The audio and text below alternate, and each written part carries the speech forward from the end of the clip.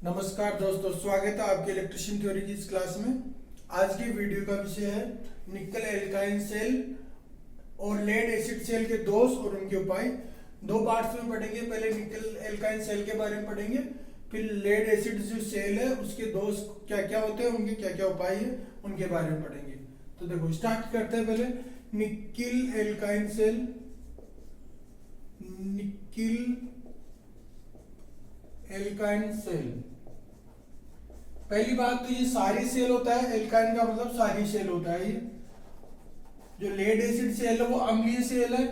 ये कौन सा सेल है? अम्लीय सेल है। ये अम्लीय सेल है। ये सेल, ये बैटरी, ये कौन सा है? सारी सेल है। इसमें जो इलेक्ट्रोलाइट काम में लेंगे वो सारी होगा। ठीक है। अब देखो, इसको एडिशन सेल भी बोलते हैं। एडिशन सेल भी बोलते हैं, इसका दूसरा नाम।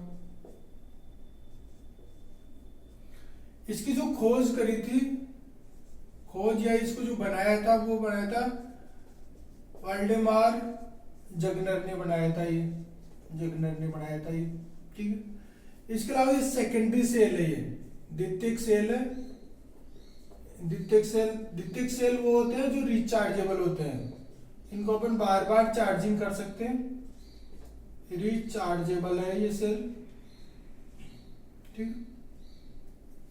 अब देखो, ये दो प्रकार के होते हैं जो निकल एल्काइन सेल है। वो एक तो होते हैं ये निकल आयरन, ठीक है। एक होते हैं ये निकल कैडमियम। निकल कैडमियम सेल। ध्यान रखना, जो कैडमियम धातु होती है ना, ये विषाक्त होती है। ये विषाक्त होती है। तो ये कुछ यूरोपीय देशों में ये बैन है सेल। ये विषाक्त होता है। कैडमियम जो होता है ये विषाक्त होता है, जहरीला होता है।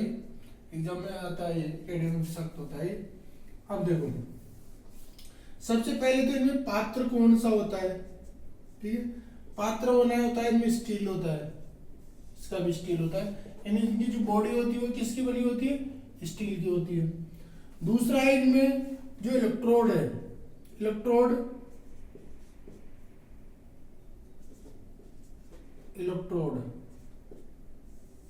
इसमें पॉजिटिव इलेक्ट्रोड वो होता है NiOH2, निकिल हाइड्रेट का होता है। ऐसे नेगेटिव जो इलेक्ट्रोड है वो आयरन हाइड्रेट का होता है। इसीलिए निकल आयरन सेल है ये। ठीक है। इस सेलों का वर्गीकरण है दो प्रकार से इनका। ठीक है। Iron hydrate. ठीक। ऐसे इसमें यही होता है सेम। यही जो पॉजिटिव जो इलेक्ट्रोड है वो NiOH2 का होता है। NiOH2 का। नेगेटिव इलेक्ट्रोड होता है वो कैडमियम का होता है। कैडमियम का होता है। ठीक। इसके बाद इनमें जो इलेक्ट्रोलाइट काम में लेते हैं, इलेक्ट्रोलाइट जो विद्युत अपघटन के लिए आवश्यक होता है, इलेक्ट्रोलाइट। ठीक है। ये एग्जाम में पूछा जाता है। निकल आयरन सेल या निकल कैडमियम सेल में इलेक्ट्रोलाइट कौन सा काम लेता है? तो दोनों में एक ही लेते हैं। ये दोनों सेलों के लिए ये इनमें लेते हैं KOH, पोटेशियम हाइड्रोक्साइड, और लिथियम हाइड्रोक्साइड। इन दोनों का मिश्रण है। ये क्या है? पोटेशियम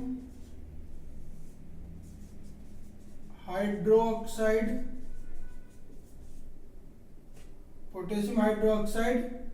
और ये लिथियम हाइड्रोक्साइड।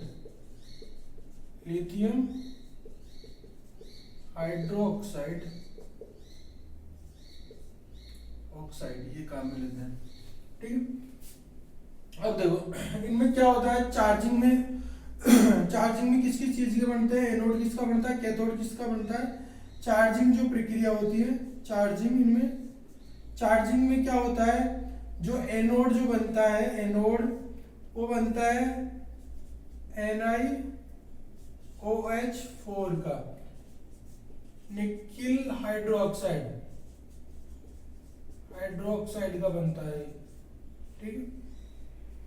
और जो कैथोड जो बनता है, कैथोड बनता है वो बनता है Fe का बनता है, ठीक। और ऐसे इसमें चार्जिंग में क्या बनता है, जो एनोड है चार्जिंग में, एनोड बनता है आपका इसका NiOH4 का बनता है और ये कैडमियम का बनता है, ठीक। तो सेम वही प्रोसेस चलती है, फिर वापस डिस्चार्जिंग होगी तो ये इलेक्ट्रोड वापस बनेंगे, चार्जिंग डिस्चार्जिंग, इस प्रकार से प्रोसेस चलता रहेगा इनका। अब देखो इसका गुण कौन कौन से होते हैं इनके, जो एग्जाम में पूछे जाते हैं, आप इनका एक बार स्क्रीनशॉट ले लो, ठीक है। निकेल आयरन सेल बेसिकली सारे सेल होते हैं, सारे सेल में भी इनमें जो इलेक्ट्रोलाइट है वो कौन सा काम में लेते हैं, पोटेशियम हाइड्रोक्साइड और लिथियम हाइड्रोक्साइड, इन दोनों का मिश्रण काम में लेते हैं। अब देखो इनका गुण क्या होता है,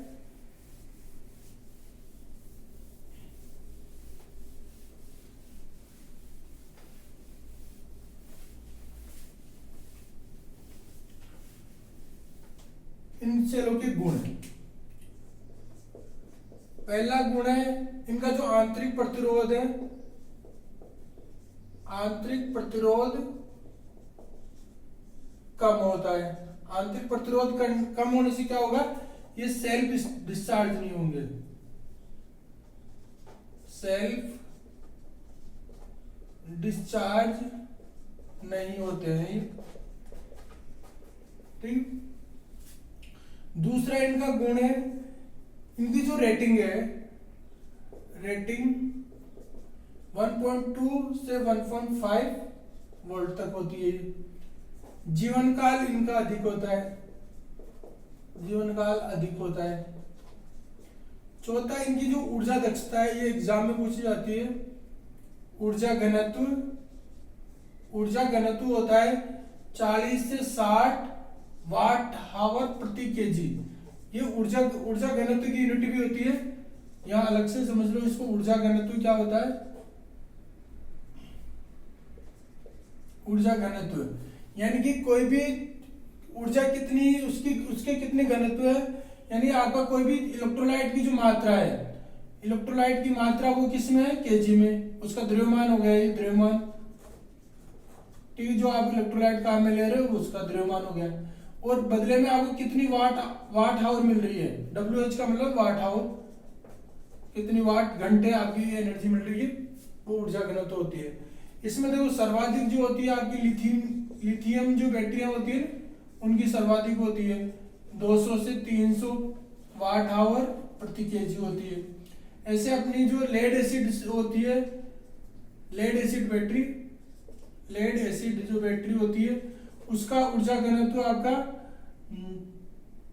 30 से 50 केजी प्रति वाट आवर प्रति केजी, वाट आवर प्रति केजी होता है। और इनका जो ऊर्जा घनत्व होता है वो कितना होता है, 40 से 60 वाट आवर प्रति केजी, ठीक। ये इसके प्रमुख गुण है।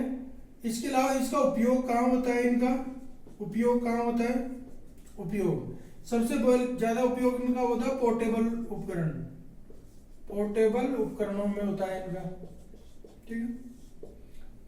जैसे आपके पावर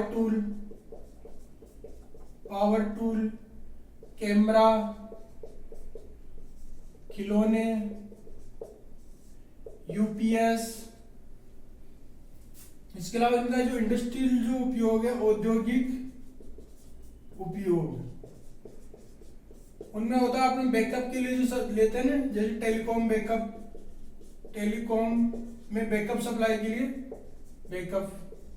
इसके अलावा मोस्ट इंपोर्टेंट जो आपके एरोप्लेन होते हैं ना, एरोप्लेन की स्टार्टिंग में जैसे लेड एसिड तो किस में होती है, व्हीकलों में होती है, ऐसे इसमें जो ये निकल एल्काइन सेल किस में लेते हैं, जो विमान जो होते हैं, विमानों की स्टार्टिंग में ये काम में लेते हैं ये, ठीक।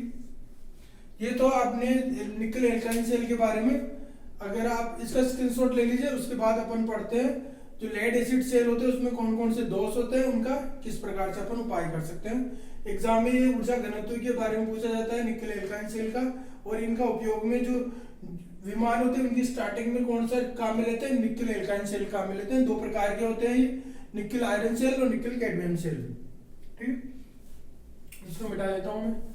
अब देखो आगे है लेड एसिड सेल के दोष। इसमें क्या होता है, दोष में अगर इसमें बात करें तो दोष इसमें जो सेकेंडरी जो सेलों में होते हैं, सेकेंडरी सेल है, सेकेंडरी सेलों में इसमें केवल एक सेंडिमेटेशन दोष होता है, बाकी और कोई दोष नहीं होता। ये भी इसका एक गुण है, ये भी लिख लेना। निकल एल्काइन जो सेल होता है उसमें केवल सेंडिमेटेशन दोष होता है और बाकी और कोई से दोष नहीं होते। लेड एसिड सेल के दोष कौन कौन से दोष होते हैं एवं उनके उपाय क्या क्या है। देखो इसमें 4 प्रकार के दोष होते हैं। उसमें पहला दोष है सेंडिमेटेशन, सेंडिमेटेशन दोष होता है। सेकेंडरी सेलों में दोष होता है, सेकेंडरी सेलों में बेसिकली लेड एसिड सेलों में, ठीक है। इसमें क्या होता है, जो आपके इलेक्ट्रोलाइट और विद्युत अपघट्य है, विद्युत अपघट्य के अलावा इलेक्ट्रोड है, इलेक्ट्रोड में क्या होते हैं, इलेक्ट्रोड पॉजिटिव और नेगेटिव इलेक्ट्रोड, उनमें क्या होता है, उनमें टाइम के साथ उनकी लुगदी जो है, लुगदी बैटरी की तली में जमा हो जाती है, बैटरी की तली में जमा हो जाती है, यानी ये टाइम के साथ उनका संसारण होने लग जाता है, शरण होने लग जाता है, उनका टाइम से शरण होने लग जाता है, इलेक्ट्रॉनों का शरण होने लग जाता है, शरण मतलब टुकड़ों में बंटना, तली में जमा हो जाते हैं, जिससे क्या होते हैं, जो इलेक्ट्रोड जो है वो शॉर्ट हो जाते हैं, इलेक्ट्रोड शॉर्ट सर्किट हो जाते हैं सेंडिमेटेशन दोष से। तो इसका कारण क्या मिलता है, शॉर्ट सर्किट हो जाते हैं, इलेक्ट्रोड शॉर्ट हो जाते हैं, ठीक। इसका उपाय है जो आपका, इसका जो सेंडिमेटेशन दोष है, इसका जो उपाय है वो है आपको आसुत जल डालना चाहिए, डिस्टिल वाटर ही बैटरी में डालना चाहिए, आसुत जल डालना चाहिए। मैंने बताया इनमें जो लेड एसिड के जो इलेक्ट्रोड होते हैं, एनोड और या पॉजिटिव और नेगेटिव जो इलेक्ट्रोड होते हैं, उनमें कौन सा मोटा होता है, कौन सा पतला होता है। जो नेगेटिव इलेक्ट्रोड है ये मोटा होता है और ये पतला होता है। इसका कारण है इसकी संख्या अधिक होती है, एक अधिक होती है संख्या में, एक संख्या में अधिक। जैसे मान लो उसमें 13 सेल लगे हुए हैं, 13 प्लेटें लगी हुई है, तो 6 इसकी होगी, 7 इसकी होगी, ठीक है। अब देखो दूसरा प्रकार का इसमें दोष है वो आपका कोरोजन। कोरोजन, कोरोजन क्या होता है, जो वातावरण में जो नमी होती है, वातावरण की नमी से जो इलेक्ट्रोड है, बाहरी जो इलेक्ट्रोड है या टर्मिनल है, टर्मिनलों पर ऑक्साइड की परत बन जाती है, बन जाती है, और परत बनने से क्या होगा, संपर्क टूट जाएगा, जो कनेक्शन है ना परिपथ टूट जाता है, ठीक। इसका जो उपाय है वो उपाय है, आप इस पे ग्रीस या जेली लगाओगे टर्मिनलों पे, ग्रीस एवं जेली लगानी चाहिए,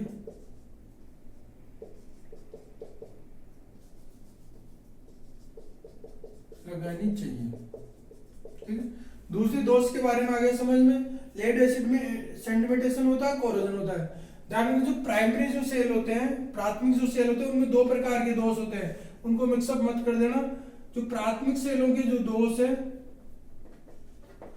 प्राथमिक सेल में 2 दोष होते हैं, सेकेंडरी के अलग है, एग्जाम में क्वेश्चन पूछा जाएगा जी भाई इनमें कौन सा प्राथमिक का कौन सा सेकेंडरी का।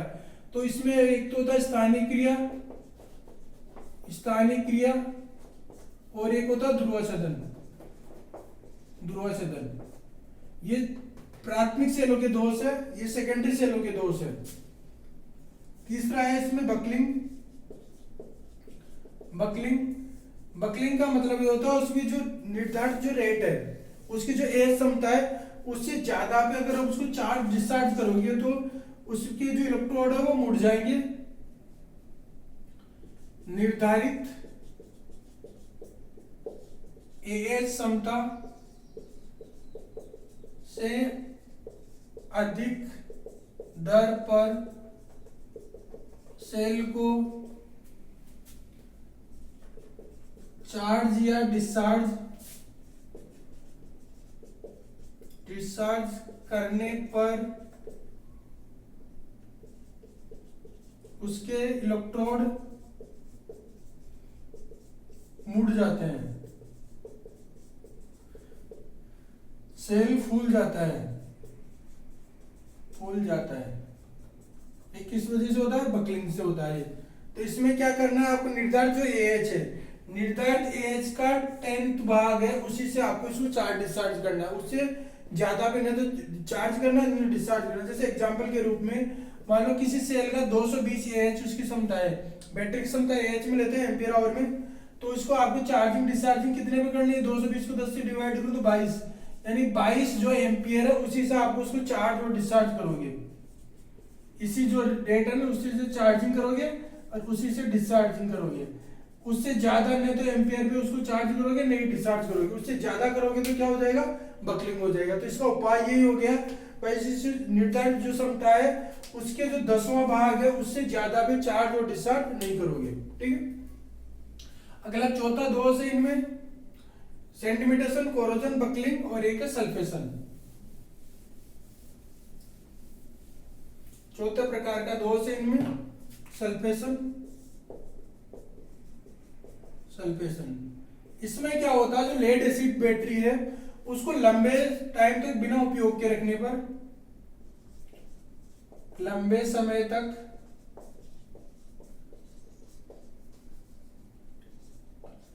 बिना उपयोग के रखने पर उसका इलेक्ट्रोड गाढ़ा हो जाता है। इलेक्ट्रोलाइट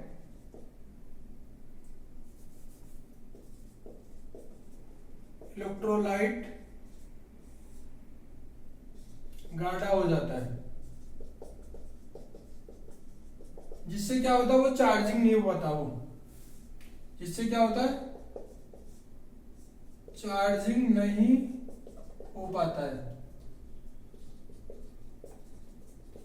तो इसका उपाय यही है भाई, आपको एक जो सप्ताह होता है, एक सप्ताह में बैटरी को एक बार पूर्ण रूप से चार्ज करना है, डिस्चार्ज करना है।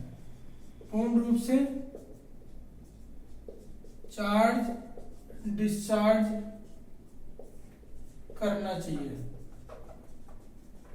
फिर भी ये दोष हो जाए तो इसमें क्या करते हैं, ट्रिकल चार्जिंग द्वारा इस दोष को दूर किया जाता है। ट्रिकल चार्जिंग द्वारा इस दोष को दूर किया जाता है, दोष को दूर किया जाता है। यानी बूंद बूंद हल्की हल्की कम मान की धारा अधिक समय तक देके चार्ज करा जाता है। ये होता है आपका सल्फेशन दोष, इसका उपयोगी उपाय है। ठीक है। इलेक्ट्रोलाइट क्या होता है, विद्युत अपघट्य, जो रासायनिक अभिक्रिया के लिए काम में आएगा वो इलेक्ट्रोलाइट विद्युत अपघट्य बोलते हैं इसको। इलेक्ट्रोलाइट में हिंदी में विद्युत अपघट्य, विद्युत अपघट्य। तो आप इसका स्क्रीनशॉट ले लिए। आज इतना ही, धन्यवाद।